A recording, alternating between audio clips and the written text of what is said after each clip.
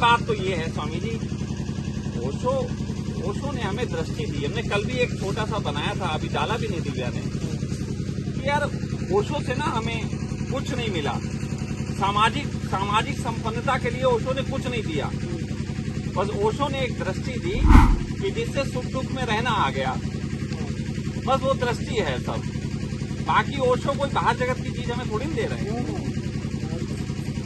बस ओशो ने एक विजन दिया। हम तो, ये लड़का बैठा है, मैं समझता हूँ यहाँ जितने लोग बैठे हैं सबसे ज्यादा समय से ये जानता है मुझे। कितने साल हो गए? लगभग 20-21 आगे बढ़ा आप 20-21 साल हो गए। 20-21 साल से मुझे जानता है। और ये भी जानता है कि जब मैं पहली बार शिविर लेने गया था, मेरा पहला शिविर इसने करवाया था, शिविर के रूप में प्रॉपर। भी आता हूँ, तो ये इसने शिविर करवाया था, तो मंदिर में करवाया था। इससे पूछो कि पहले दिन जब हम शिविर लेने गए और मंच पे चढ़े, उस समय 4-5 हजार आदमी बैठा हुआ था वहाँ। और वहाँ 2 बूढ़ी औरतों ने उठ के, मेरा लाल गाउन पहने थे, इस बात पे 2 बूढ़ी औरतों ने मेरे पैरों पे खीरा चढ़ा दिया। स्वामी जी मैं तो रोने लगा वहीं बैठ के। मैंने कहा यार ये कैसा समाज है कि यहाँ पे ये 2 औरतें जिनके मुझे पैर छूने चाहिए, वो सिर्फ मेरे लाल कपड़े देख के मेरे पैर छू रही हैं। और मैंने कहा क्योंकि मैं देर से आया, इन लोगों की वजह से ना, मैं तो 5 बजे का टाइम था, ये लोग अरे अभी एसडीएम की वाइफ आ रही है, अभी ये आ रही, वो आ रही है, देर में चलेंगे, लोगों में देर में ले गए, हमारी आत्मा मर गई। हमने पूछो उसी वक्त कह दिया, हमने कहा हम इस योग्य नहीं आपसे कुछ कह सकें, अभी हम कोई प्रोग्राम नहीं लेंगे, हम कल सुबह आपसे 5 बजे मिलेंगे। तो सुबह 5 और शाम 5 2 टाइमिंग दे रखी थी 3 दिन तक। अगले दिन सुबह स्वामी जी हम 5 बजे चले गए, वहाँ कोई था ही नहीं क्योंकि लोगों की आदत देर में आने की। और हम जिस लड़के को लेके गए, हमने कहा तुम बैठो, बोला भैया कोई है नहीं, हमने कहा तुम ही तो ज्ञान देंगे, बैठो। हमने उससे बोलना शुरू किया, धीरे धीरे देख के स्वामी जी लोग इकट्ठे हुए, आ गए, फिर हॉल भर गया पूरा। तो उसी तरीके से फिर हम फिर शाम को 5 बजे अपने टाइम पे पहुंचे, तो 40-50 लोग बैठे हुए थे। अगले दिन सुबह जब हम फिर टाइम पे पहुंचे तो 100-150 लोग बैठे हुए थे। फिर हम जब लास्ट डे टाइम पे पहुंचे तो पूरा हॉल भरा हुआ। कहने का मतलब ये है कि जो आदमी मतलब एक तरीके से किसी की मशाल लेके चल रहा, किसी बात को लेके चल रहा, उसे अपने नियम में तो पक्का होना चाहिए। और मैंने यही कहा, मैंने कहा तुम लोगों ने जो समय दिया, मुझे नहीं पता कि उस वक्त कोई भीड़ आएगी नहीं आएगी, लेकिन मैं उसी वक्त जाऊंगा। इनसे पूछो, मैं आश्रम में शिविर लेता था, 1 मिनट भी लेट होता तो निकाल के बाहर खड़ा कर देता था। नहीं, क्योंकि अगर तुम्हें ध्यान की ललक है तो 5 मिनट पहले पहुंचो। अब ध्यान की ललक नहीं है तो तुम आराम से आ रहे हो, उठ के अपना दंत मंजन करके तो मैं भगा देता था। तो मतलब एक बात है, हमारा तो पूरा जीवन इन्होंने देखा हुआ ऐसे ही रहा। भाई कोई छुपा हुआ जीवन बताओ, कोई बात जीवन में छुपी हुई रही? और जो आज भी मैं कुछ करने के लिए हूँ, मैं तो 20 साल पहले भी कुछ करने के लिए था। पूछो, मैं 20 साल पहले जब इनके वहाँ शिविर लिया था, वहाँ भी लोगों को समझा रहा था कि आप लोग मेरी बात समझो, ऐसी दुनिया में कुछ किया जा सकता है। लोग समझने को राजी नहीं। और आज मैं वही कर रहा हूँ, लेकिन 20 साल लग गए क्योंकि मैं अकेला चला। अगर मुझे 20-25 लोगों ने मदद कर दी होती, संग में चल दिए होते, तो यही मैं 10-12 साल पहले कर चुका होता।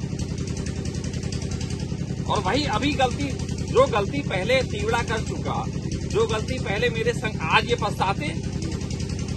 आज ये हैं, जैसे कई हैं जो सोचते हैं उस वक्त स्वामी जी का पूरा साथ दिया होता तो आज साथ में भी होते और शायद बड़ी चीज होती। जितना ये कमाने के लिए भागते हैं स्वामी जी, मैं एक बात कह रहा हूँ, आप यहाँ पर सबकी बात कह रहा हूँ, जितना आप कमाने के लिए भागते हो स्वामी जी, उतना तो मैं फेंक देता हूँ। और मैं कह रहा हूँ कि सब लोग इकट्ठे मिल जाओ, मैं यहाँ इतनी दौलत बरसवा सकता हूँ, इतना सब कुछ कर सकता हूँ, पूछो ही मत यार। अपने अध्यात्म जियो स्वामी जी। ऐसा तो नहीं है कि 8 अरब लोग जो हैं वो गंगा स्नान कर लेंगे। थोड़े से 2-4-10 हजार लोग खिल पाएंगे, और 2-4-10 हजार को 8 अरब चूतिया पड़े खिलाने वाले, चिंता क्यों करनी। मैं बार बार कहता हूँ इस चीज को, कतई गलत नहीं कहता। ये बात मैं पक्की बता दूं स्वामी जी, एक स्त्री के पास 10 पुरुष भागना चाहते हैं, उसका कारण स्त्री का आनंद है। एक सन्यासी आनंद को उपलब्ध हो, 10-20 हजार उसके पीछे भागने को तैयार हैं। मैं चाहता हूं कि यहाँ पे ऐसा होना चाहिए भाई स्वामी जी, यहाँ 50 लोग खिल के बैठ जाएं। भाई कल को तुमसे कोई सीखे, इनसे कोई सीखे। अरे स्वामी जी, पैसे की कोई कमी नहीं, कोई भी कमी नहीं। यहाँ कमी सिर्फ एक चीज की दुनिया में है, वो है आनंद की।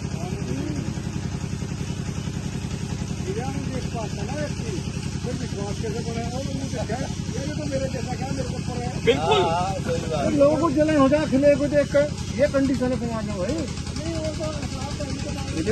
समाज जो भी करे, तुम अपना देखो। एक बात सुनो, देखो एक सन्यासी को आश्रम क्यों चाहिए, उसका कारण है। सन्यासी को आश्रम इसलिए चाहिए कि मधुमक्खी अगर छत्ता बना के रस पैदा करेगी तो एक ही जगह करेगी। अगर हर जगह जाके थोड़ा थोड़ा लगाएगी तो शायद पता नहीं चलेगा। सन्यासी अपने आनंद की डिमांड करेगा समाज से कि तुम समझ जाओ, वो नहीं समझेंगे। एक जगह बैठो, उसी जगह आनंदित हो, धीरे धीरे मधुमक्खियों का छत्ता बढ़ेगा। यही तरकीब है। सन्यासी को आश्रम इसलिए चाहिए जहाँ से वो अपने छत्ते को बढ़ा सके और रस पैदा कर सके, और भाग भाग के तो अपना रस समाप्त कर देता है। जितना भागता है उतना रस समाप्त हो जाता है। तो आश्रम की जरूरत सिर्फ इसलिए है कि एक रस का निर्माण किया जा सके। लेकिन ज्यादातर सन्यासी जो इस बातों को नहीं समझ रहे, वो वही हैं जो संसार में भी अटके पड़े। और मैं फिर कह रहा हूँ, संसार में क्या पाने के लिए अटके हो? जो पाने के लिए अटके हो, ओशो की देशना तुम्हें वो सब देती है बैठे बैठे। समझी नहीं रहे बात। मैं तो स्वामी जी, आप बताओ, आपसे कम मेहनत करता हूँ। स्वामी जी देखा ना मेरा कितना काम है। मैं समझता हूँ यहाँ जितने बैठे हैं सबसे कम मेहनत मैं करता हूँ। और मेरे पास परमात्मा ने सभी चीजें दे रखी हैं जिसके लिए आदमी मेहनत करता है। प्रेम चाहिए, सेक्स चाहिए, और सम्मान चाहिए, पैसा चाहिए, तरसता है। असल में स्वामी जी, मुझसे किसी को दिक्कत नहीं है, मुझसे केवल और केवल जलन है। और मैं कह रहा हूँ जल क्यों रहे हो, मैं तुम्हें बता रहा हूँ मेरे जैसे होने का तरीका। फिर उनका मुखौटा उतरता है ना। ये एक बात पक्की है, मुखौटा उतारे बगैर तुम्हें वो कभी नहीं मिलेगा जो तुम ढूंढ रहे हो। तुम सच्चा प्रेम ढूंढ रहे हो, खुद झूठे हो। सही बात। तुम ढूंढ रहे हो कि तुम्हें धन लोग दे जाएं, और तुम किसी को चवन्नी देना नहीं चाहते। रूल है। सही बात। तुम चवन्नी देना नहीं चाहते हो, तुम चाहते हो तुम्हें धन मिल जाए, मिल नहीं सकता। मैंने पहले बांटा है स्वामी जी, जिस उसकी बात मैं करता हूँ शिविर की, जिसे यार मैंने अपना मोबाइल बेच दिया था। मेरे पास उस समय एक मोबाइल था, 1500 का बेच दिया था कि बेटा उसमें कुछ पैसों की जरूरत पड़ेगी तो ले लो। अब सोचो किसी को एक ही आम देंगे, 1500 रुपए दे दिए, मुझे तो कुछ पता भी नहीं। ये कुछ कर रहे हैं तो इनमें बच्चों को पैसे की कम ना पड़े, और खुद पैदल घूम रहा हूँ। तो देने की क्षमता हो तो मिलता भी है। सच्चे हो जाओ तो सच्चे लोग भी मिल जाते। सारी चीजों का स्वामी जी भुगतान आपको करना पड़ता है। अगर सत्य पाना है तो तुम्हें झूठ का भुगतान करना पड़ेगा, उस झूठ का जिसको तुमने सत्य मान रखा। फिर समझो, सत्य का भुगतान सत्य ही है, लेकिन असली सत्य का भुगतान तुम्हारा वो सत्य है, वो झूठ जिसको तुमने सत्य मान रखा है, वो छोड़ना पड़ेगा, वो देना पड़ेगा, और तब तुम्हें मिलेगा।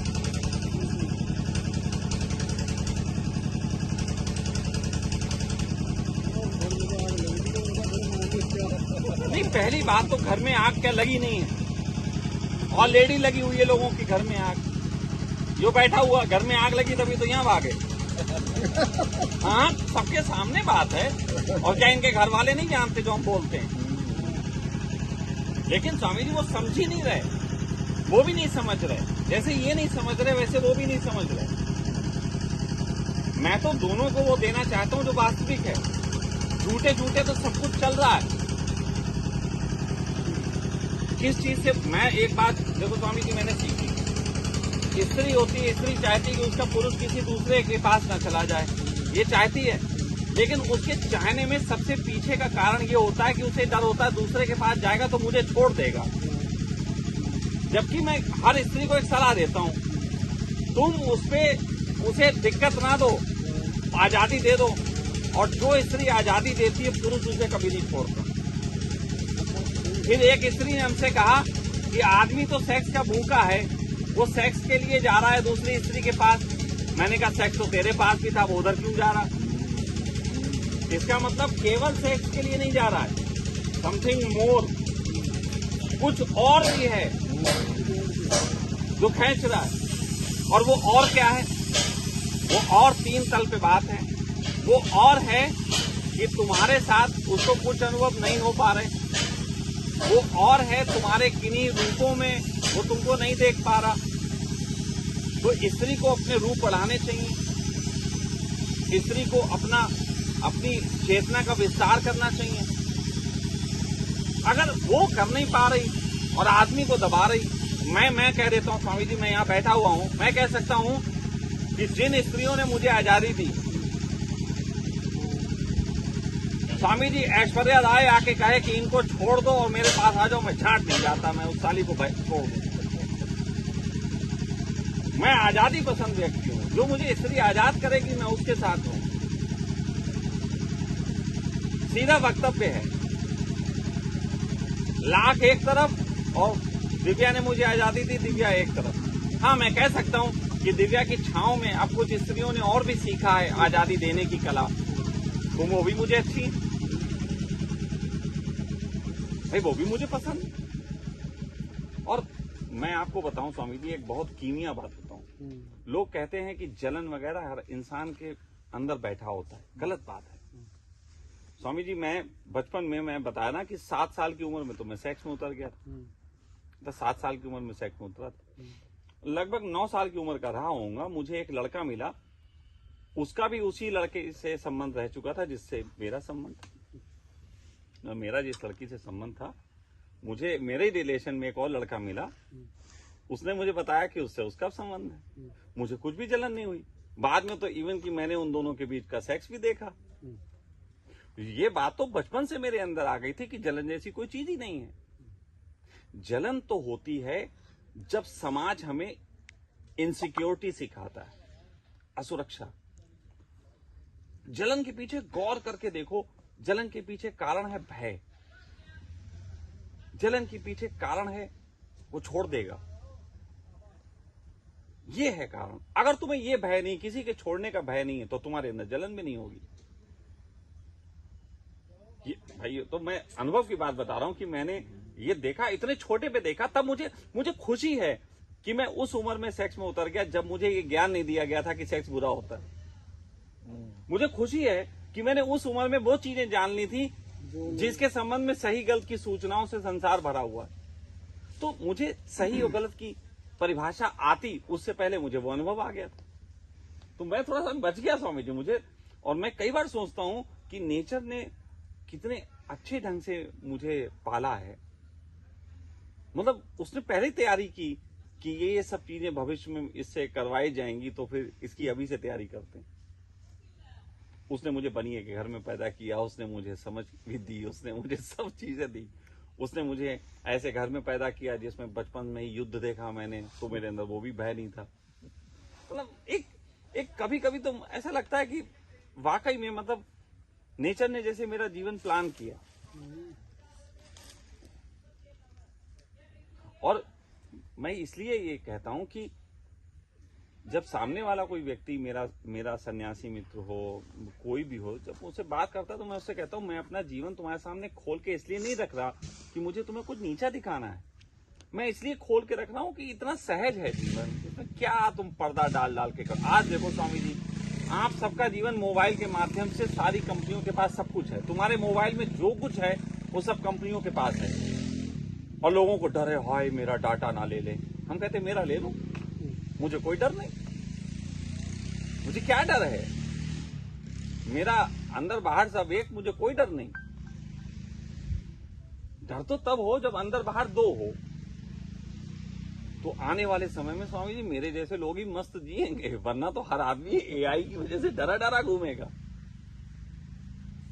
हर आदमी डरा डरा घूमेगा। एआई का आइडिया ही नहीं है किसी को। हाँ, आइडिया नहीं एआई का। और एआई को मैं बहुत अच्छे ढंग से समझ रहा हूँ, क्योंकि मैं तो अभी 4-5 साल पहले एक पूरी कंपनी डाल के एआई को बहुत समझा। एआई स्वामी जी ऐसी चीज है कि आने वाले समय में बालेश्वर का नाम लेते ही बालेश्वर के कितने नंबर हैं, क्या हैं, कहाँ कितनी बात की, बालेश्वर के मोबाइल में कितने फोटो, बालेश्वर का पासवर्ड वगैरह सब कुछ आ जाएगा, सिर्फ इतनी सी बात कह के। पता लग जाएगा आने वाले समय में स्वामी जी सिर्फ इतना, ये तो इसी लाइन का लड़का है, आने वाले समय में सिर्फ एक नाम लेते ही सब पता लग जाएगा सब खोटा का क्या है। बस। तो आने वाले समय में किसी भी दुश्मन को चित्त करने के लिए ज्यादा कुछ करने की जरूरत नहीं होगी। बस सॉफ्टवेयर कंपनी को तुम पैसा दोगे, कुछ सॉफ्टवेयर कंपनियां बैठ जाएंगी। देखो, आप जब फेसबुक यूज करते हो तो उसमें नीचे एक बटन दबाते हो जिसमें आप कहते हैं इसमें जो कुछ हम लिख रहे हैं वो फेसबुक की संपत्ति है। अब यही संपत्ति वो किसी को बेच देगा। अभी इसकी लड़ाइयां होंगी, आगे चल के अदालतों में होंगी। वही संपत्ति जो तुम्हारी सारी जानकारी है वो किसी कंपनी को बेच देगा। फिर वो कंपनी कहेगी हमारे पास डाटा है, तुम अपने दुश्मनों से लड़ने के लिए हमें 1 लाख रुपए दो, हम तुम्हारे दुश्मन की सब जानकारी दे देंगे। ये होगा, ये लीगल है। आप लीगल टीम के हो, ये लीगलिटी हो जाएगी। और जिस दिन ये लीगलिटी हो जाएगी उस दिन कौन जीतेगा? जिस दिन ये लीगल, और ये ज्यादा वक्त नहीं है स्वामी जी, 5 साल के अंदर तुम देखना हो जाएगा। मात्र 5 साल, मात्र 5 साल के अंदर ऐसी कंपनियां बैठ जाएंगी कि आप लोग हमसे डाटा खरीद सकते हो, जिसका चाहो खरीद लो। वैसे तो अभी भी हैं, अभी भी बिक रहा है लेकिन डाटा। छुपी छुपी। मात्र 5 लाख रुपए में ऐसा सॉफ्टवेयर मिलता है जो पुलिस केवल इस्तेमाल करती है। पुलिस एक सॉफ्टवेयर इस्तेमाल करती है जिसमें कोई किडनैपिंग हो गई, कुछ हो गई, तो नंबर मिल गया मोबाइल, तो वो नंबर इस समय कहां से है बात कर रहा, वो पता लगा सकती है। ये सॉफ्टवेयर मात्र 5 लाख रुपए का, और वो भी 3 साल पहले एक बात बता रहा हूं, अब तो शायद 85,000 का होगा। 3 साल पहले 5 लाख रुपए में एक लड़का में दे रहा था, कहता स्वामी जी 5 लाख दो, आपको ये दे देंगे। तो ये सब चीजें उपलब्ध हैं। मैं ये कह रहा हूं, अब ऐसी दुनिया में जैसे अध्यात्म क्या है, अध्यात्म ये है कि हम सन्यासी हुए, अब हमारी हर हरकत परमात्मा देख रहा है, तो हमें भाई उससे कुछ छुपाना नहीं। अब ये परमात्मा कंप्यूटर है, ये सब देख रहा था। अब तुम इससे कुछ ना छुपाओगे तभी तुम संसार में सही से जी पाओगे। नहीं, तुम्हारा कोई ना कोई दुश्मन होगा जो ऐसी जानकारियां खरीद के तुम्हें बर्बाद करेगा। बात ऐसा एक युद्ध होगा जिस युद्ध में हर आदमी लड़ेगा एक दूसरे को बदनाम करने के लिए, और उस वक्त वही जीतेगा जो नंगा होगा। मैं फिर बता रहा हूँ, उस वक्त वही जीतेगा जो नंगा होगा। और मैंने ये तैयारी 20 साल पहले कर ली थी। 20 साल पहले से मैं नग्न हो गया था। कपड़े जिस दिन संन्यास लिया था, संकल्प के साथ लिया था, आज के बाद कोई पर्दा नहीं जीवन पे। बस जैसा हूं वैसा हूं, पर्दा नहीं। जब कोई खुदा बंदोस पर्दा करना क्या। सही बात। अपना तो यही स्वामी जी डायलॉग रहा है 20 साल से, बल्कि ज्यादा हो गए 23, और बल्कि 23 और देखा जाए ये हमसे जुड़ा हुआ है 2020 का, तो ये समझ लो कि 20-21 में जुड़े थे, और हम संन्यास लिए थे 97 में, तो 26 साल हो गए। तो 26 साल से यही संकल्प जी रहे, और बहुत स्वामी जी इसमें मजा है। बहुत आपकी तो हिम्मत है, और हिम्मत नहीं स्वामी जी, अब एक बात बताएं, हिम्मत नहीं है, दृष्टि किस पे है उससे हिम्मत आती है। मेरी दृष्टि जब डटी हुई है अपने पे, अब मान लो परमात्मा कहूंगा तो अच्छा नहीं लगता कि परमात्मा कहाँ दृष्टि, मेरी तो अपनी पे दृष्टि है, और मेरी ये दृष्टि है, मैं आध्यात्मिक हूँ। कोई देखता ना देखता हूँ, मैं तो देखता हूँ। हाँ, ये सही बात। जब मेरी नजर में मैं ऐसा हूँ, तो जब तक मेरी नजर में मैं सही नहीं हूँ, मैं दूसरे को कैसे कुछ कह सकता हूँ। और यदि मैं कुछ छुपा रहा हूँ, इसका मतलब मेरे अंदर कुछ गड़बड़ है जिसे मैं छुपा रहा हूँ, और जब तक मेरे अंदर गड़बड़ है मैं मंच पे बैठ के बोलने लायक नहीं हूँ। ये तो मेरा अपना एनालिसिस है। तो उसके तहत स्वामी जी मेरी दृष्टि उस पे रही, और परमात्मा की ये खूबी देखो कि मेरी दृष्टि उस पे रही, और परमात्मा ने कहा तेरी दृष्टि उस पे है तो बाकी जो चीजें वो मैं तुझे दे ही दूंगा। उसने मुझे सब दिया। मैं सच कहता हूँ स्वामी जी कि मैं बहुत सौभाग्यशाली आदमी हूँ, मुझे वो सब देता है, जो मांगो देता है, और जितना चाहिए उससे ज्यादा देता है। मैं पूरी अपनी 26 साल की यात्रा में, जिसमें मैं बहुत साल घर से बाहर रहा था, मैं एक रात भूखा सोया हूं, सिर्फ एक रात, और एक दिन की जॉब की है। उसने मुझे इतना परेशान कर दिया था कि एक जॉब, मतलब मेरी ये जिद थी कि मैं दाढ़ी नहीं बनाऊंगा। उसने कहा तुम्हारी ऐसी की तैसी, वो तो जिद तो किसी की नहीं रखता। स्वामी जी ऐसी हालत पे पहुंचा दिया कि मुझे जॉब करना पड़ा। और जॉब मुझे कहाँ मिली? लॉन्ड्री में। और लॉन्ड्री में मशीन चलती थी। उसने कहा तभी जॉब देंगे जब दाढ़ी और बाल बनाओगे। अब स्वामी जी सोचो, इतनी इतनी बड़ी दाढ़ी थी उस समय, बाल थे, दांव पे लगा दिए। 30 रुपए की जॉब मिली। जिस दिन दाढ़ी बाल बना के गए, अगले दिन 30 रुपए कमाए। उसी दिन शाम को उसने छुड़वा दी जॉब, अगले दिन से फिर ठीक कर।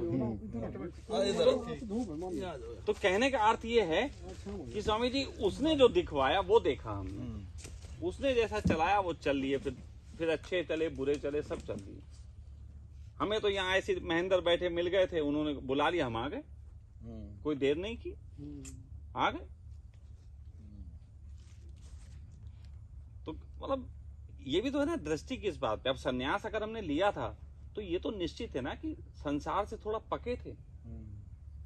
अब अगर संसार में रहते हुए हमने संन्यास लिया था, इसका मतलब हम तैयारी कर रहे थे। तो जो ऐसा कर रहे हैं वो ठीक है, हम उनको भी गलत नहीं कहेंगे। लेकिन मेरी तैयारी तो थोड़ी आगे की थी। संसार से तो मैं राजी नहीं था। वही बात है। मैं संसार से राजी नहीं। उसका कारण है स्वामी जी, बार बार कहता हूं और बहुत बार मैंने कहा है, संसार से मैं इसलिए राजी नहीं हूं कि आपकी संसार की परिभाषा में जैसा पिता होना चाहिए वैसा पिता मुझे नहीं दिखता। जैसी पत्नी होनी चाहिए वैसी पत्नियां नहीं दिखती। जैसे पति होने चाहिए वैसे पति नहीं है। जैसे पुत्र होने चाहिए वैसे पुत्र नहीं है। जैसे गुरु होने चाहिए, जैसे प्राइम मिनिस्टर होने चाहिए, जैसे मंत्री, जैसे संतरी, जैसे चपरासी, मतलब उस संसार की पुस्तक में जिस व्यक्ति का जो कैरेक्टर लिखा है वो है तो नहीं, वो वैसे कैरेक्टर का मुझे दिखा दो कहाँ है। तो फिर मैं क्यों मानूं संसार को? मैंने सारे रिश्ते नातों की पोल देखी। बहनें आती राखी बांधने और ये चिंता ज्यादा होती भाई देगा कितने। ये कोई क्या रिश्ता है? बहुत बुरी हालत है स्वामी जी, बहुत बुरी हालत है। मतलब बहुत कुछ है जो कहूंगा तो व्यक्तिगत रूप से भी आप सब में कहीं ना कहीं वो प्रभाव डाल सकता है, इसलिए छोड़ देता हूँ। लेकिन कहाँ है वैसे भाई, कहाँ है वैसी भाभियां, कहाँ है वैसे पिता, कहाँ है ऐसी माएं? सब मतलब से, मतलब ही संसार पूरा। इसलिए मैंने छोड़ दिया स्वामी। जिस दिन मुझे लगेगा कि भाई संसार वैसा हो गया, मैं कहूंगा सारे सन्यासियों का शायद यही दर्द रहा होगा। और वो सब इसीलिए एक अच्छा संसार बनाने के लिए लगे रहे। अब मैं, ये तो पक्की बात है स्वामी जी, पूरी पृथ्वी को मैं नहीं बदल सकता, ये मैं जानता हूं। मुझे इतना घमंड नहीं है कि मैं पृथ्वी को बदल दूंगा। हाँ, लेकिन इतना जरूर है, मैं अपनी छोटी सी दुनिया बसा सकता हूं जिसमें मैं आनंदित रह सकूं। मैं कुत्ता हूं, पूंछ हिला के उतने हिस्से को साफ कर सकता हूं जहां तक मेरी पूंछ जाती है। हाँ, कोई पूंछ में झाड़ू बांध देगा, थोड़ी ज्यादा साफ कर लूंगा। इससे ज्यादा का मेरा ना चाह है और ना मेरी बहुत ज्यादा कोशिश होती। मैं तो अपने हिस्से साफ करता हूं बस। मैं अपने घर में रहता हूं, वहां स्वामी जी आस पड़ोसी हैं, वहां सोसाइटी है, वहां हैं सब प्रेसिडेंट वगैरह। जब उन्हें चंदा चाहिए होता वो आ जाते मेरे यहाँ, नहीं तो मैं कहीं निकल के नहीं जाता, कहीं नहीं। मैं अपने संसार में आनंद। अब ऐसे यहाँ बैठ जाऊंगा तो अपने यहाँ आनंद। और मुझे तो स्वामी जी गद्दी का रस भी नहीं रह गया, मुझे ध्यान कराने का भी रस नहीं, मुझे रस रही नहीं, कुछ रह नहीं रहेगा। मैं तो आज भी कह रहा था, मुझे तो कुछ भी रस ही नहीं बचे, कोई रस नहीं बचे। बस ये एक व्यवस्था तैयार कर रहा हूँ। अच्छे अच्छे सन्यासी हैं, नए लड़के हैं, नई सोच के हैं, इनको कुछ मिल पाएगा अच्छे से। हमारे पास एक लड़का मौलिक है, वो अच्छे संभालेगा, उसके पास अभी ऊर्जा है जीवन की। देखिए हम लोग तो बूढ़े हैं, अपने साइड में बैठ जाएंगे, कहीं कभी को पूछने आ जाएगा स्वामी जी ये चीज ऐसे अटक रही है, वो बूढ़ा बता सकता है कि बेटा इससे ऐसे थोड़े बाहर आ जाना। तो अब काम हमारा तो बूढ़े वाला है, हम तो वायो वृद्ध हो गए। और इस बात को हम समझते हैं, इस बात को हम अच्छे से समझते हैं कि मेरा रोल क्या है और मुझे वो रोल निभाना। मैंने स्वामी जी से उस दिन कहा, मैंने कहा स्वामी जी कभी ये सोचते होंगे कि आश्रम बन रहा है तो आप ध्यान कराना। मैंने कहा नहीं स्वामी जी, मैंने जो अभी तक की जिंदगी जी है वो इतनी विवादित जिंदगी है कि बर्दाश्त नहीं कर सकेंगे लोग, कंट्रोवर्सी में ही पड़े रहेगा मामला। तो क्यों कंट्रोवर्सी करनी? मौलिक जैसा फेस अपना चलाएगा आश्रम, वो देखेगा, कोई कंट्रोवर्सी नहीं, कुछ नहीं, अच्छे से। और मैं मौलिक को कहा, मैंने कहा मौलिक भी कई बार भड़क के क्रांति की बातें करता है, मैं उससे कहा बेटा शांत रहो, तुझे तो मैं सब बना बनाया दे ही रहा हूँ, तू क्यों अपनी क्रांति कर रहा, तो थोड़ा शांत रहे। मैं उसकी मशाल को थोड़ा सा जो है हल्की जलाता हूँ। लेकिन बहुत अच्छा लड़का है। ऐसे बहुत लोग हैं। मैं चाहता हूँ स्वामी जी, मेरी आंतरिक इच्छा है, आप भी बताना, ऐसे बहुत से सन्यासी आपको दिखेंगे जो ओशो जगत के बड़े प्यारे सन्यासी हैं, लेकिन वो कट गए। सन्यासियों की बहुत सी मक्कारियां जो हुई हैं, उनको देख के वो कट गए। मैं तो ढूंढ ढूंढ के उनको कहना चाहता हूँ, अगर मुझे उनके पैर भी छूने पड़े तो मैं तैयार हूं उनको यहाँ लाने के लिए, कि तुम आ जाओ, यहाँ तुम्हारा सम्मान होगा, यहाँ कहो तुम अपनी वो बातें जो तुम कहना चाहते। और स्वामी जी, वो जब तक सन्यासी बाहर नहीं निकलेंगे तब तक ओशो जगत में कुछ नहीं हो सकता। क्योंकि अच्छे लोग तो बैठ गए कोने में, और चूतिया जो हैं वो ओशो कर रहे हैं। मैं तो चूतिया बोलता हूँ, साफ बात है, कि जिनमें ना साहस है, ना सौम्यता है, ना कुछ क्रांति का एक बीज है। ओशो ने अपने समय में बहुत अच्छे लोग पैदा किए थे, लेकिन वो बेचारे सब साइडों में बैठे। हमें उनके प्रति एक भाव आता है कि उनको निकाल के लाएं हम कहीं से बाहर। उनमें से एक सन्यासी को तो हम आपको पर्सनली मिलवाएंगे, बुलवाएंगे किसी वक्त, थोड़ा हो जाए। लखनऊ के एक सन्यासी हैं, प्यारे सन्यासी हैं। मुझे अभी भी याद है, मैं पहली बार जब पूना गया था तो उनके घर से निकला था पूना जाने के लिए, उन्होंने 2000 रुपये दिए थे। और फिर हुआ ये था, स्टेशन पे जाके टिकट ले लिया, सब ले लिया, लेकिन ट्रेन में इतनी भीड़ थी कि चढ़ नहीं पाए। 2000 में 1100 खत्म हो गए, 900 बचे। फिर हम अपना दोनों वापस पहुंचे उन्हीं के। कोई बात नहीं, उन्होंने फिर अगले दिन 2000 दिए, बोले जाओ पढ़ो, पूना जरूर जाओ। तो कहने का मतलब यह है कि वो सन्यासी हैं, बहुत क्रांतिकारी हैं। वो कहते हैं ये जो हो रहा है ओशो जगत में गड़बड़ है। अरे ये लोग समझे ही नहीं ओशो। ओशो ने कभी नहीं कहा कि तुम ओशो करो, ओशो ने कभी नहीं कहा तुम उनको पूजो। ओशो ने तो हमेशा कहा कि तुम क्रांतिकारी जीवन जियो, अपना जीवन जियो, ओरिजिनल होके जियो। ये अच्छे लगते हैं स्वामी। वो ओशो सब करते हैं, उनकी हर बात में ओशो, उनके घर में तुम्हें ओशो दिखेंगे, उनके जीवन में तुम्हें ओशो दिखेंगे, लेकिन वो सो कॉल्ड तरीके के नहीं है। चलते